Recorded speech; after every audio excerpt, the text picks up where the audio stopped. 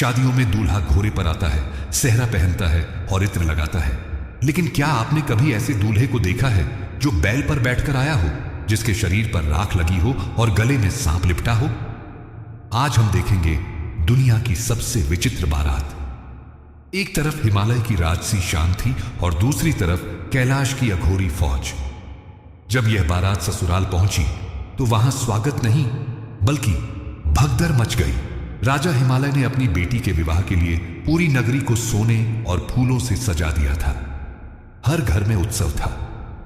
रानी मैना अपनी सखियों से कह रही थी कि मेरा दामाद तो साक्षात ईश्वर है, वो जरूर किसी राजकुमार की तरह आएगा। मैना ने मन ही मन एक छवि बना ली थी कि शिवजी भगवान विष्णु की तरह सुंदर, पीतांबरधारी और मुकुट पहने हुए आएंगे। उन्हें अंदाजा भी नहीं था कि उनकी यह कल्पना कुछ ही पलों में चकनाचूर होने वाली है। उधर कैलाश पर शिवजी का श्रृंगार चल रहा था, लेकिन यहां न कोई नाई था न कोई दर्जी। शिवजी ने अपने शरीर पर ताजी चिता की भस्म लगाई। जैसे लोग चंदन लगाते हैं, वैसे महादेव ने राख को अपना सौंदर्य बनाया। उन्होंने बाघ की खाल को धोती की तरह लपेटा, कानों में बिच्छू के कुंडल पहने और गले में वासुकी नाग को हार की तरह लपेट लिया। यह उनका सबसे सुंदर रूप था, जिसे दिगंबर कहते हैं। अब बारी थी बारातियों की। शिवजी के विवाह में केवल देवता ही नहीं बल्कि वो सब भी शामिल थे जिन्हें समाज ने ठुकरा दिया था। भूत, प्रेत, पिशाच, डाकनी, शाकनी और तरह तरह के जानवर। किसी का सिर नहीं था तो किसी के बहुत सारे सिर थे। कोई बहुत मोटा था तो कोई एकदम कंकाल। वे सब ढोल और डमरू बजाते हुए नाच रहे थे। महादेव ने सबको साथ लिया क्योंकि वे सबके पिता हैं, चाहे देवता हो या दानव। बारात कैलाश से निकली। सबसे आगे नंदी झूमते हुए चल रहे थे। उनके पीछे ब्रह्मा जी और विष्णु जी अपने वाहनों पर थे, जो बहुत सुंदर लग रहे थे। और सबसे पीछे था शिवजी का अपना परिवार, यानी भूतों की टोली। वे अजीब अजीब आवाजें निकाल रहे थे। कोई हड्डी चबा रहा था तो कोई खोपड़ी बजा रहा था। यह दृश्य देखकर ऐसा लग रहा था मानो स्वर्ग और नर्क एक साथ चल रहे हों। प्रकृति भी इस अनोखे संगम को देखकर हैरान थी। जब यह बारात हिमालय नगरी के द्वार पर पहुंची तो पहले तो लोग ब्रह्मा और विष्णु को देखकर बहुत खुश हुए। उन्होंने सोचा कि यही दूल्हा है। लेकिन जब उन्होंने पीछे बैल पर बैठे महादेव और उनके गणों को देखा तो चीख पुकार मच गई। बच्चे डर के मारे अपनी मां की गोद में छुप गए। महिलाएं दरवाजा बंद करके अंदर भाग गए। लोग चिल्लाने लगे कि भागो, राक्षसों की सेना आ गई है। स्वागत के लिए खरे लोग थालियां फेंककर भाग खड़े हुए। महल के अंदर रानी मैना को बाहर के हंगामे का पता नहीं था। वे सोने की थाली में आरती सजाकर मुख्य द्वार की ओर बढ़ी। उनके मन में लड्डू फूट रहे थे। उन्होंने सोचा कि मैं अपने दामाद की आरती उतारूंगी और उसकी सुंदरता पर वार जाऊंगी। उनकी सखियां भी उनके साथ थीं। वे सब मंगल गीत गा रही थीं, लेकिन नियति उन पर हंस रही थी। कुछ ही पलों में यह मंगल गीत मातम में बदलने वाला था। मैना द्वार पर पहुंची। सबसे पहले उन्होंने विश्व मोहिनी रूप वाले भगवान विष्णु को देखा। मैना खुश हो गई और उनकी आरती उतारने लगी। तब नारद जी ने हंसते हुए कहा, महारानी रुकिए, ये तो बाराती हैं, दूल्हा तो पीछे आ रहा है। मैना हैरान रह गई। उन्होंने सोचा, अगर बाराती इतना सुंदर है तो दूल्हा कितना सुंदर होगा। उनकी उत्सुकता और बढ़ गई। वे पलकें बिछाकर पीछे देखने लगी। तभी नंदी पर सवार महादेव वहां पहुंचे। उनका 5 मुख वाला रूप, लाल आंखें, बिखरी जटाएं और शरीर पर लिपटे सांप फुफकार रहे थे। पीछे भूतों की सेना हर हर महादेव के नारे लगा रही थी, जो डरावनी चीखों जैसी लग रही थी। मैना की आंखों के सामने अंधेरा छा गया। आरती की थाली उनके हाथों से छूटकर जमीन पर गिर पड़ी। उन्होंने चीखते हुए कहा, क्या यह मेरी कोमल उमा का पति है? मैना पछात दाच खाकर जमीन पर गिर पड़ी। उन्होंने रोते हुए हिमालय से कहा, महाराज, आपने मुझे धोखा दिया। आपने कहा था कि शिव परम सुंदर है, यह तो भूतों का सरदार है। मैं अपनी फूल सी बेटी को इस अघोरी के साथ कभी नहीं भेजूंगी। मैं उसका गला घोंट दूंगी या खुद मर जाऊंगी, लेकिन यह विवाह नहीं होने दूंगी। मैना का विलाप सुनकर वहां सन्नाटा छा गया। देवता घबरा गए कि अब क्या होगा। पूरे माहौल में तनाव हो गया। शिवजी बैल पर बैठे मुस्कुरा रहे थे, जैसे उन्हें इस नाटक में मजा आ रहा हो। पार्वती वहां आई और उन्होंने अपनी मां को समझाने की कोशिश की। उन्होंने कहा, मां, रूप तो छलावा है, शिव का गुण देखो। लेकिन मैना जिद पर अड़ी थी। उन्होंने साफ कह दिया कि यह बारात वापस जाएगी। विवाह मंडप सजने से पहले ही उजरने वाला था। तब भगवान विष्णु ने शिवजी को इशारा किया। जब मैना ने विवाह से मना कर दिया, तब भगवान विष्णु आगे आए। उन्होंने महादेव से कहा, प्रभु, मैना का क्रोध अनुचित नहीं है।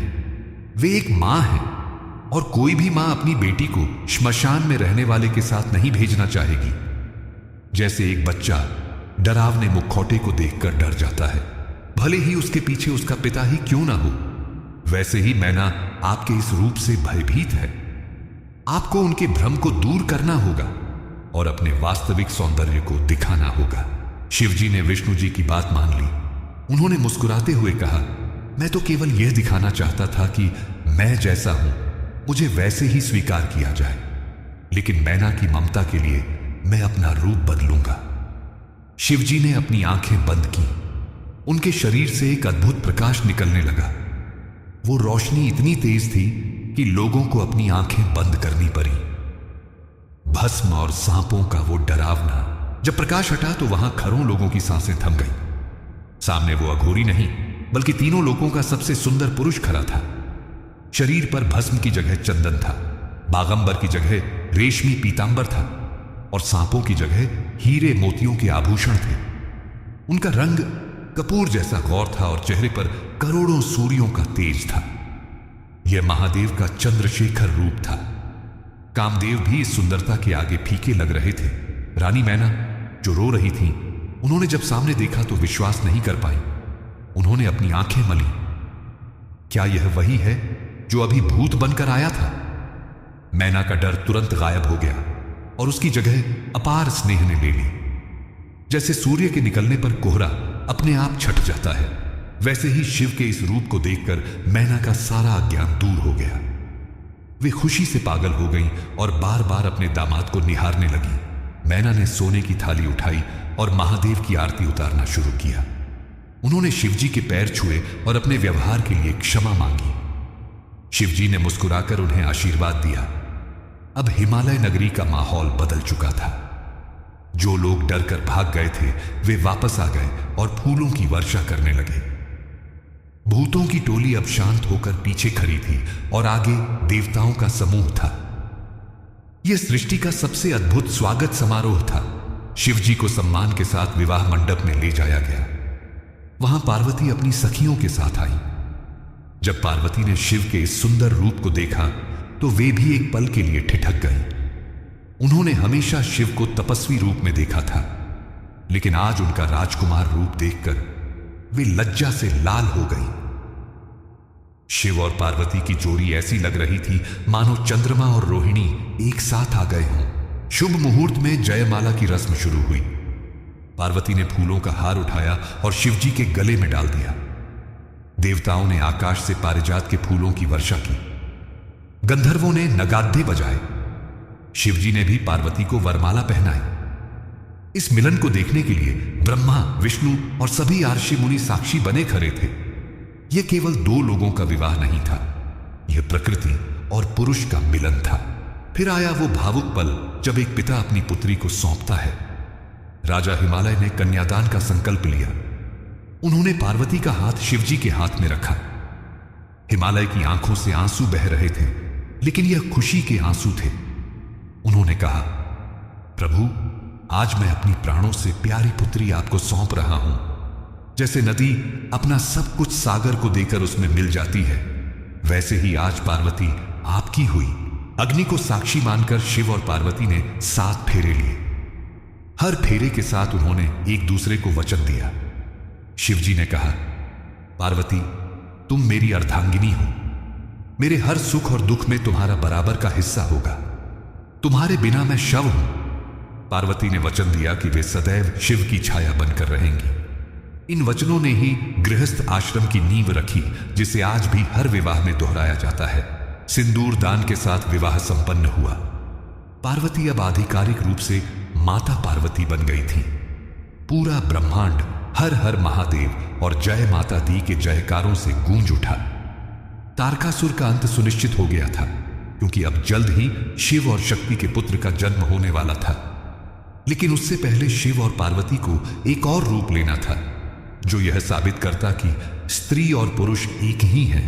आखिर वह घड़ीडीढ़ी आ ही गई जब शिव और शक्ति एक हो गए। भूतों की बारात ने डराया जरूर, लेकिन अंत में सब मंगलमय हुआ। लेकिन क्या आपको पता है, विवाह के तुरंत बाद शिवजी ने अपना आधा शरीर पार्वती को क्यों दे दिया था? अर्धनारीश्वर रूप का असली रहस्य क्या है और कैसे हुआ कार्तिकेय और गणेश का जन्म? यह सब जानेंगे अगले और अंतिम भाग में। देखना ना भूलें एपिसोड 7, अर्धनारीश्वर, जब दो शरीर एक आत्मा बन गए। अगर आपको शिव विवाह की यह कथा पसंद आई तो कमेंट में शुभ विवाह लिखकर बधाई दें। वीडियो को लाइक करें, चैनल को सब्सक्राइब करें। जय शिव शंभू।